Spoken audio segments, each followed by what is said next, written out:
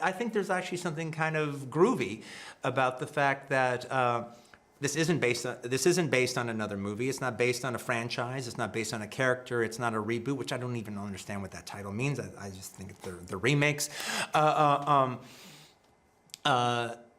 I'm always proud of the fact that I write my scripts from scratch. And one of the things that I like the most, and sitting here now, going around the world, is that I know that there was a day at one time that I sat at a table in front of a blank piece of paper, and none of this existed at all. And until I started filling out that blank piece of paper, this never would have existed. So I can always go back to that day and remember where none of this existed at all until I filled it up on a piece of paper with a pen. Can't write poetry on a computer.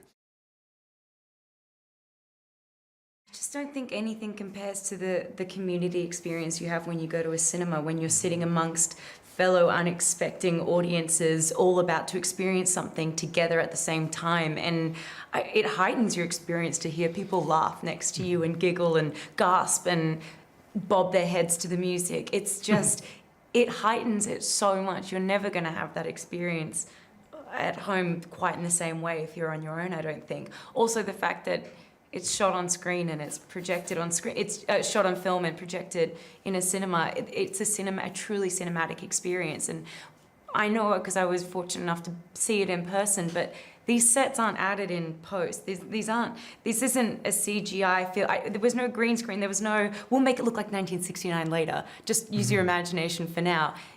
I was there, I got to see it, and I'm telling you, when you sit there, you can feel that, you can feel the authenticity, it's just, you are truly transported to 1969. In particularly with my movies, I'm going for a whole bunch of different emotions that sometimes are counterintuitive to each other. And part of that is part of what I'm trying to do is I'm playing the audience. I kind of feel my job is almost like a conductor, and the audience is my orchestra.